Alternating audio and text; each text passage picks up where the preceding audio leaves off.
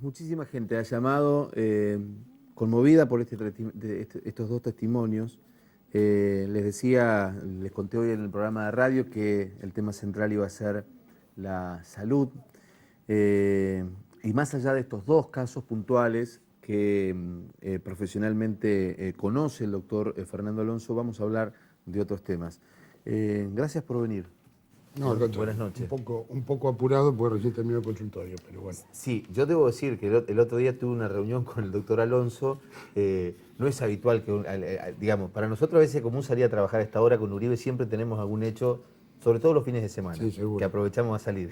Pero digo, me reuní con Fernando en el consultorio a las 10 y pico de la noche. Sí, sí. Estabas terminando. Estaba terminando.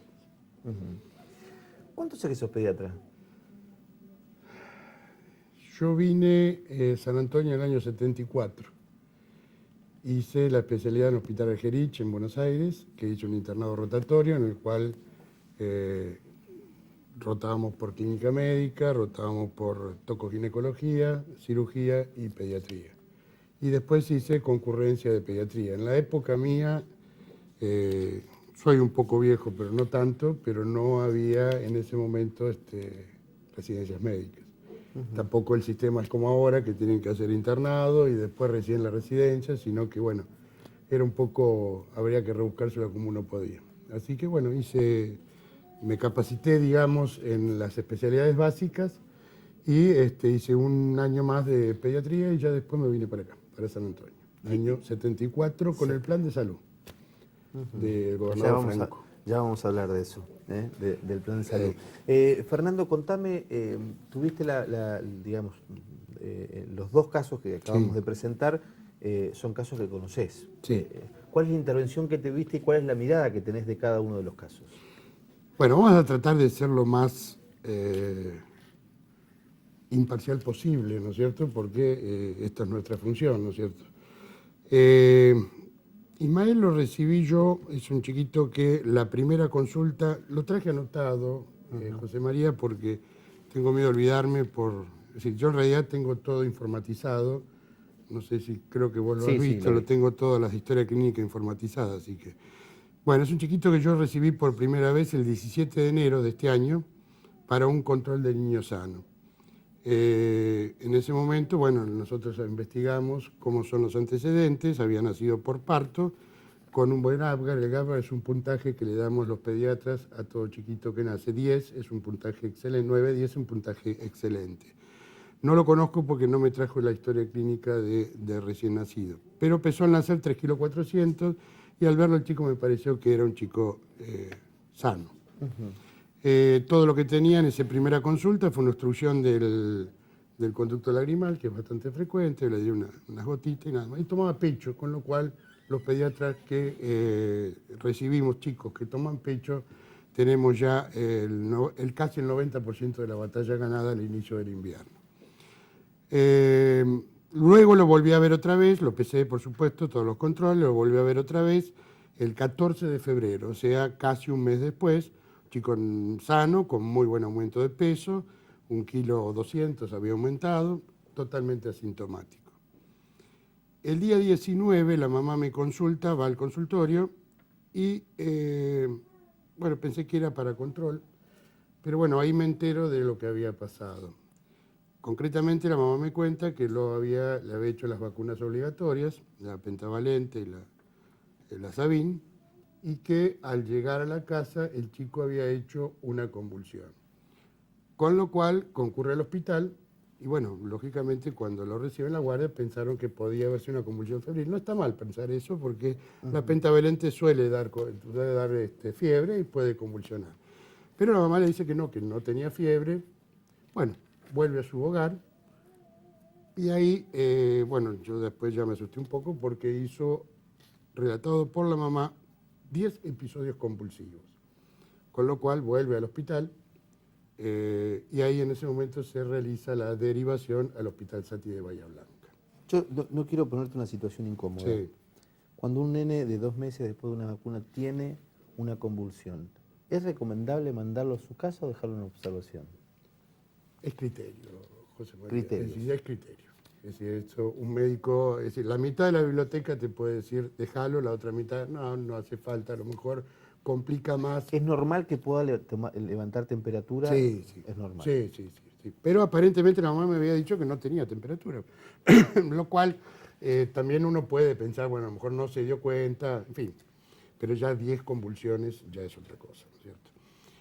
Bueno, con criterio en el hospital lo derivan al hospital Sati y el día 19 yo lo recibo, que esto creo que fue el 8 de marzo, una cosa así, y me trae la mamá la historia clínica. Le habían hecho los estudios, yo conozco algunos pediatras que son gente de mucha capacidad, le hacen los estudios, la punción medular, para ver si se trata de una convulsión por alguna meningitis, descartan alguna patología encefálica infecciosa, y abajo la doctora, que no me acuerdo cómo se llamaba, seguramente la mamá se debe acordar, yo no me acuerdo. Porque Wallace, Mara Wallace. Wallace, exacto. La que firma esto. Exacto. ¿Es ese? No, es el otro. ¿Ese otro? Es el otro. Es el otro. Ese que tenés ahí.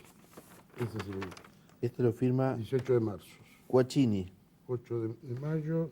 Bueno, alguno de exactamente esta fue. En la cual explica de que sí, que había tenido una convulsión post-inmunización. Con lo cual, le digo a la mamá, bueno, seguramente se va a hacer algo. Sí, me dice la mamá, desde el hospital Sati ya avisaron al hospital de San Antonio para que se investigue. O sea, acá no estamos diciendo... sí, no, de hecho lo dice, lo dice acá. Claramente, lo dice está claramente perfecto. que se requiere una investigación. Una investigación, pero me parece perfecto. Y la mandan a hacer la Yo me acuerdo, exposición. yo me acuerdo, José María, cuando yo trabajaba en el Hospital Argerich, no sé cómo funciona acá la salud pública, pero cuando estábamos en el Hospital Argerich en Buenos Aires, había un comité de investigación de vacunas, cuando recién empezaban a vacunar, estoy hablando del año 70, 70 y pico, y los casos en los cuales había, te imaginas, en ese tiempo había mucho más que ahora, efectos desagradables que las suelen tener las vacunas, pueden tener, o sea, provocar convulsiones. Yo otro día te estaba diciendo, la vacuna antisarampionosa suele provocar a los 7 o 10 días cuadros convulsivos, febriles. O relatarte, por ejemplo, que la vacuna de la H1N1 en Buenos Aires provocó varios casos de síndrome de Guillain-Barré, que es una parálisis generalizada mielínica, ¿no es cierto?, lo cual es bastante grave y asusta bastante. Pero claro, no podemos salir a decir la vacuna de la H1N1 provoca, porque provocamos un caos. O sea, lo que yo digo es esto: un chiquito que ha hecho una convulsión post-inmunización certificada por un médico con capacidad en un hospital merece que Salud Pública investigue. Investigue a ver qué pasó. Te pregunto, Fernando, ¿es posible que Ismael, este bebé de 4 meses, digamos, las convulsiones tengan que ver por una cuestión hereditaria?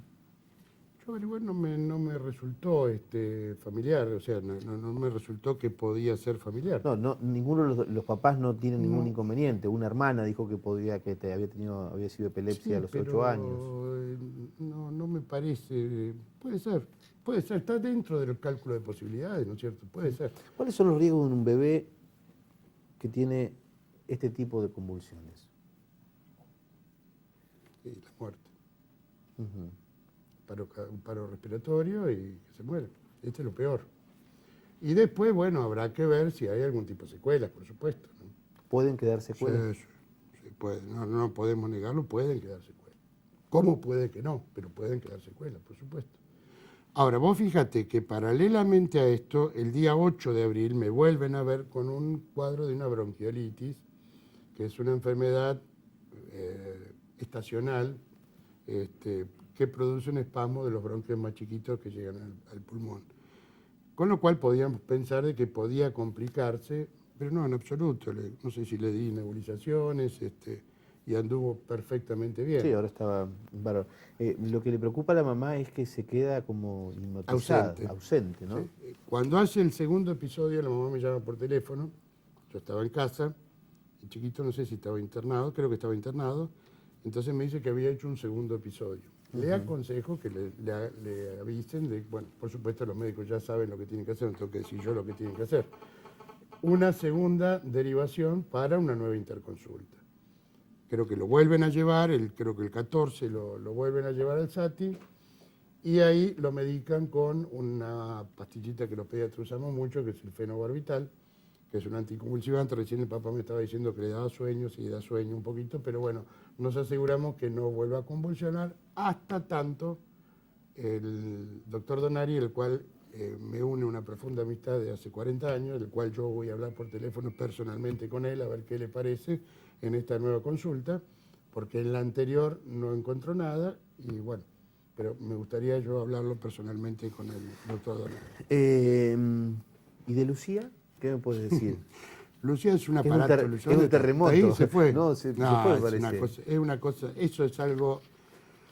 Pues acá vino dormida y no la pudimos ver, porque la mamá me Ismael decía. cerramos así, José María. Sí. Hay que esperar la investigación de salud pública. Perfecto. Me parece lo más honesto, y paralelamente ir viendo si hay o no secuelas encefálicas, consecuencia de la cantidad de convulsiones que él tuvo. Lucía es una chiquita que de 3 años, vos lo he dicho un montón de veces. La primera consulta que yo recibo de Lucía... Está, me dicen, está Lucía. ¿Está Lucía? Bueno, Sí. la primera que yo consulta, vos fíjate, la primera consulta que yo recibo fue el 12 de mayo del 2010.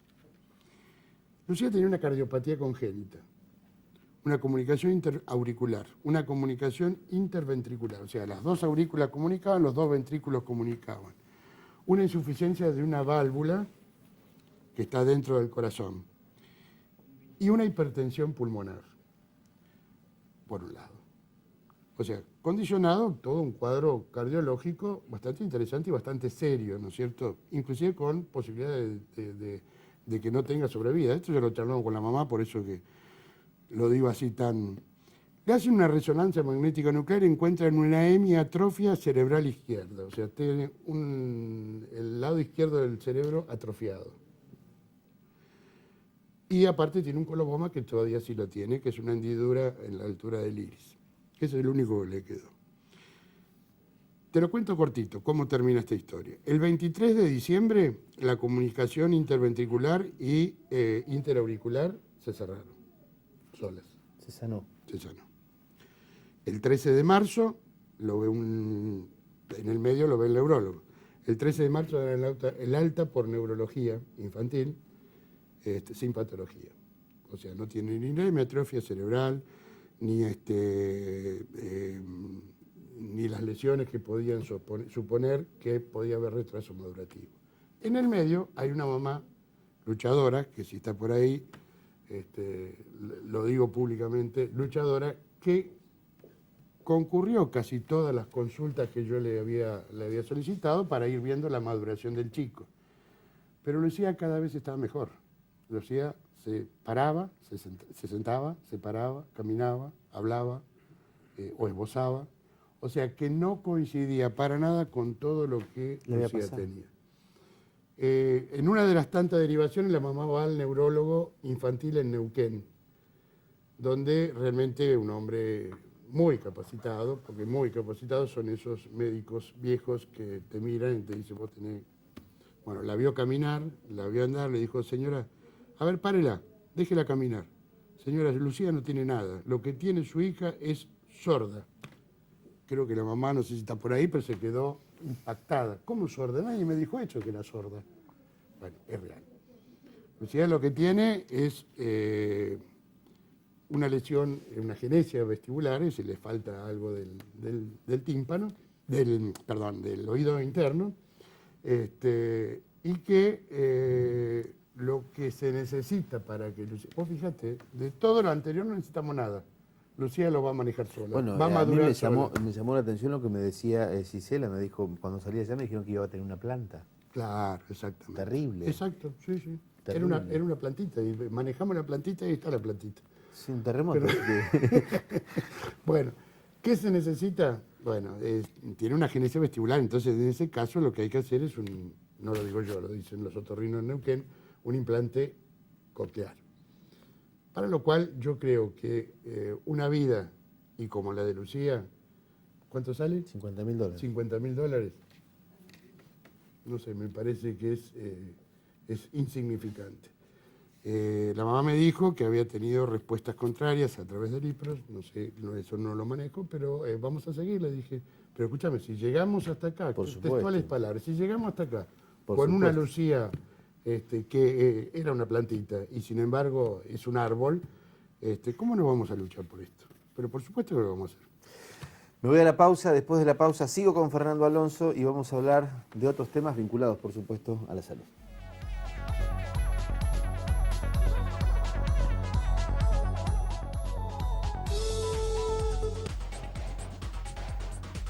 Bueno, el doctor Fernando Alonso nos hizo un resumen de los dos casos, el caso de Lucía y el caso de Ismael. Pero estaban sacando la cuenta recién con Jesús y con Uribe.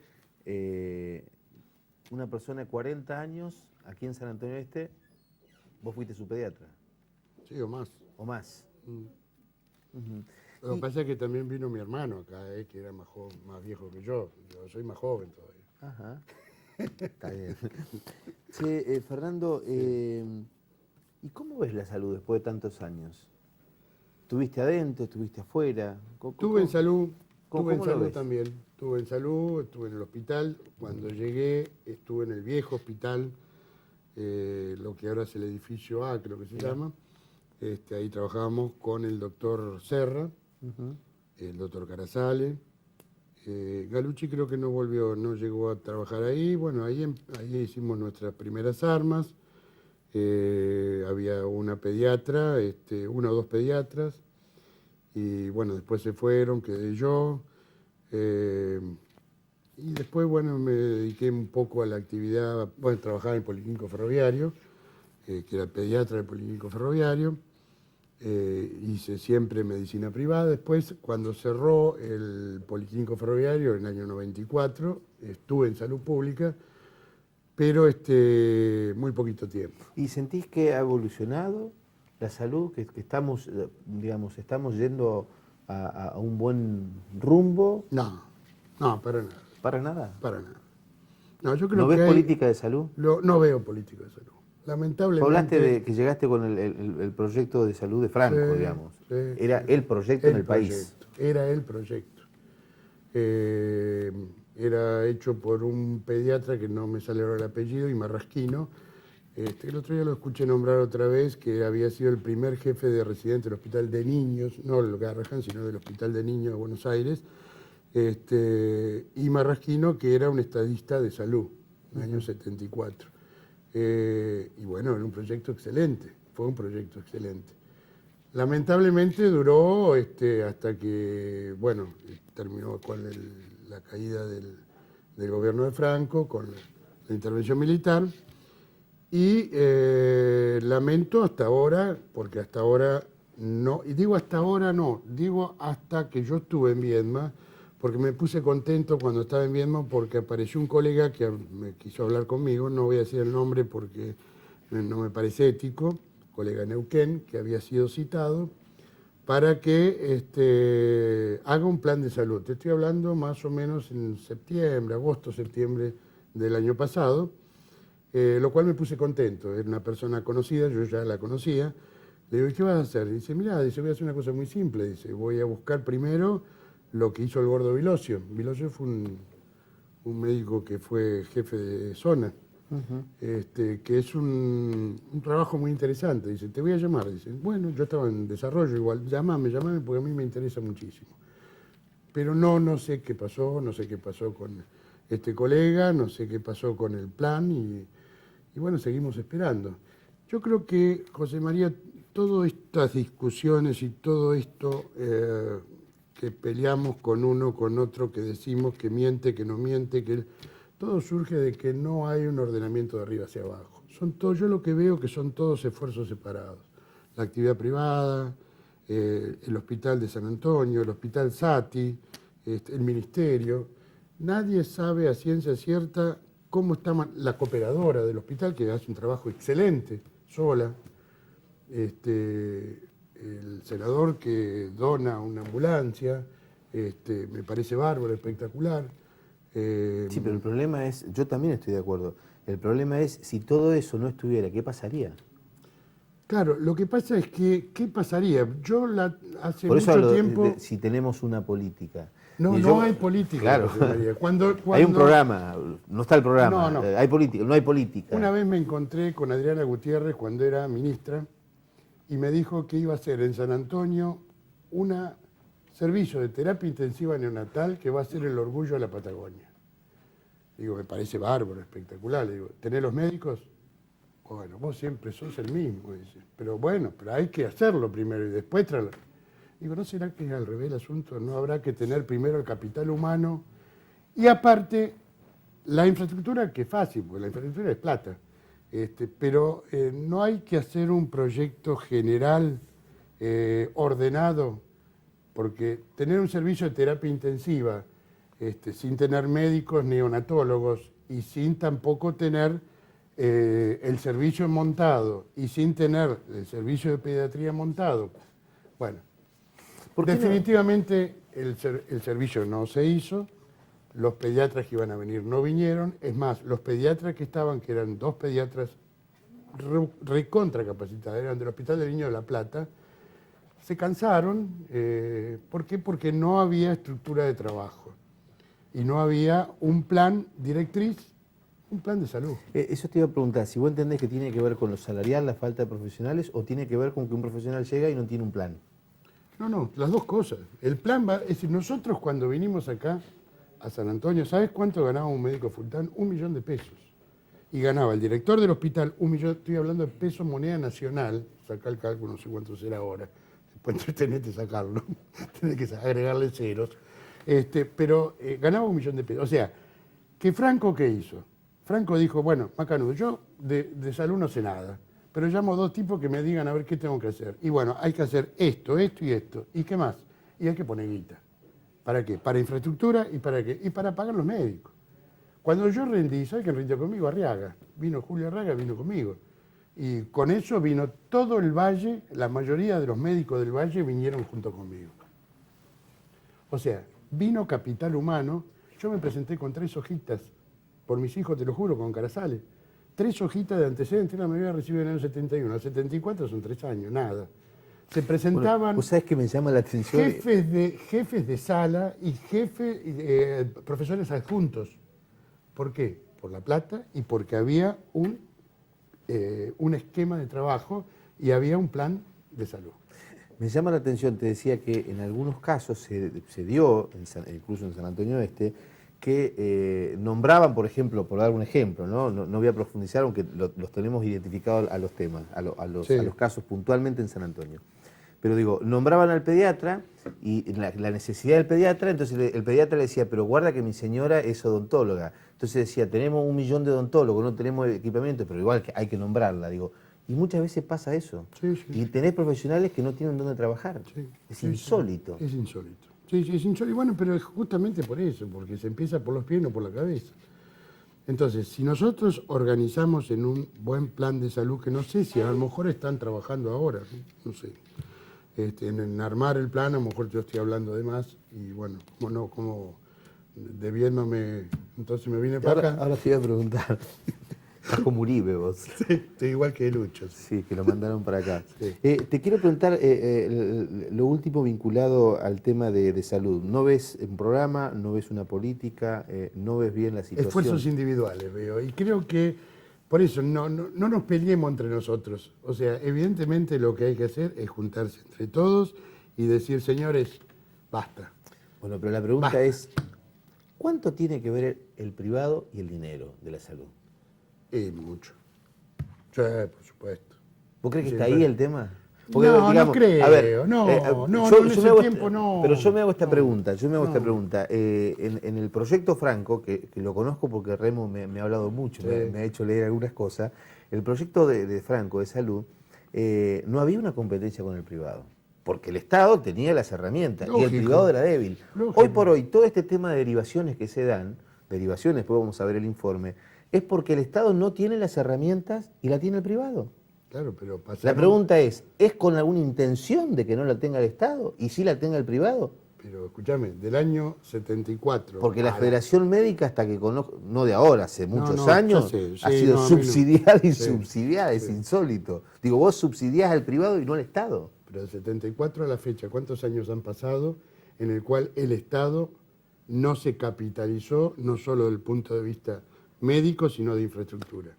¿Cuántos años pasaron? El privado sí se capitalizó, y qué bien se capitalizó. Seguro. Fernando, te fuiste del gobierno de la provincia, te echaron del gobierno de la provincia. Sí. ¿Estás contento o no?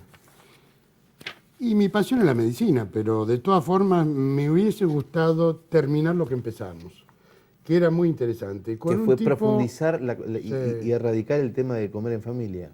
No, para nada. Nosotros cuando asumimos en diciembre el comer en familia, la última entrega se hizo en septiembre. ¿Cuándo fueron las elecciones? En septiembre. Perfecto. Cuando yo llegué, tuve un ministro que fue un señor ministro. Las primeras palabras que me dijo fueron: Fernando, el hambre no es ni peronista ni radical, es hambre. Quiero que prepares un programa similar al comer en familia, que no es malo, fue bueno, fue bastardeado a último momento, pero fue muy bueno, excelente. Pero quiero que prepares un trabajo de ese tipo. Y quiero que no estés detrás del escritorio, quiero verte afuera. Yo recorrí la provincia en verano, en invierno, 4 veces. Preparamos un plan que no me gustó mucho, que era el que reemplazaba el comer en familia. No me gustó mucho. Entonces le dije: Jorge, no me termina de convencer, es un reemplazo. Para ubicar a la gente, está hablando de Jorge Vallaza, que también... Perdón, sí, Jorge Vallazo, un Que era señor ministro ministro. y que se fue. También, junto conmigo. Pero primero él se fue, después al otro día me fui yo. Sí. Yo había preparado un plan con las, nutricionistas y los trabajadores sociales, tenía un plantel excelente, pero no me terminó de cerrar. Digo, es un reemplazo de lo anterior y vamos a hacer lo mismo, a lo mejor va a caer en la politiquería barata. Digo: Jorge, ¿por qué no? Esto es lo que yo le armé, fíjate, sí, tampoco me convence. Digo, ¿por qué no capitalizamos primero el Plan Nacional de Seguridad Alimentaria, que ya está armado? Es un plan nacional que en ese momento era 69 pesos, con lo cual no sirve para nada. Para decirte, entre paréntesis, yo tenía 30 millones de pesos anuales de presupuesto que podía disponer, lo cual es el presupuesto mayor del Ministerio de Desarrollo Social en ese momento, lo cual la responsabilidad era muy alta. Me reuní con la subsecretaria de Política Nutricional y le manifesté lo que yo había pensado, junto con el ministro, de capitalizar el Plan Nacional de Seguridad Alimentaria, lo cual le pareció excelente. Pero bueno, nos sobraba plata. Digo, y en ese momento el gobernador le había dicho al ministro de que necesitaba que los intendentes tuvieran dinero fresco como para poder funcionar. Bueno, la idea fue el resto distribuirlo por las intendencias y que cada intendente, qué mejor que el intendente que conoce su pueblo, Sí, verdad. y no nosotros que estamos allá.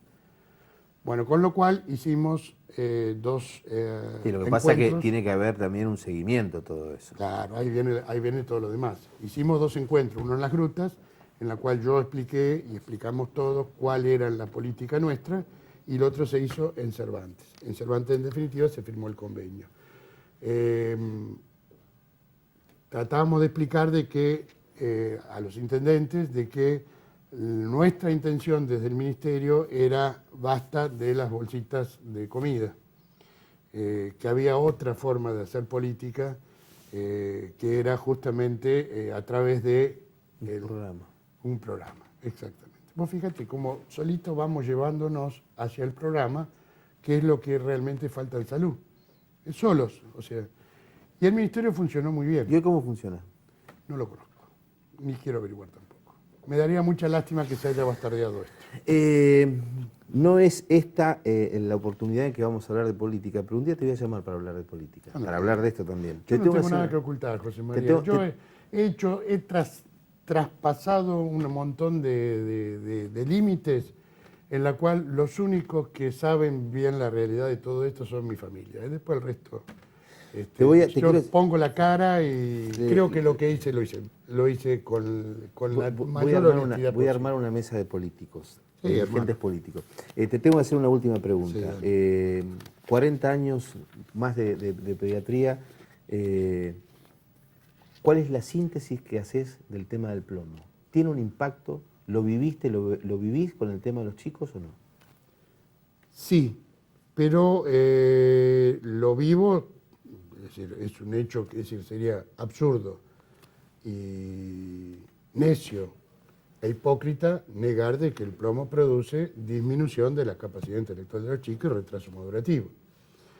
Ahora, yo llegué ahora al gobierno con la película, es decir, la mitad de la película, ¿no? O sea que no sé si es Mancha Blanca o si es Yo lo que creo que hay que tomar la decisión. Esto es importante, tomar la decisión y pronto de qué hacemos con eso. No te podría decir, porque no tengo la experiencia, creo que hay que hablar con gente de mayor experiencia, en cuánto incide en la disminución de la capacidad intelectual si habría que hacer un estudio, ¿no es cierto?, a ver en cuánto incide. Pero el hecho de ver el plomo y saber que produce neurotoxicidad y aparte produce, es suficiente como para decir, señores, aislémoslo, creo que ya está, aislémoslo, saquémoslo, matámoslo, punto, y se acabó. No pasa por mí donde va. Gracias por venir, de verdad. No, al contrario, un gusto. Nos vamos a la pausa. Llega Luis Uribe con el informe de las ambulancias. Hoy estamos a las carreras, nos quedan las 7 imágenes de las semanas. El doctor Fernando Alonso, hablando de todo un poquito, no va a ser la última vez que lo vamos a tener. Van a existir algunas más. Pausa y volvemos.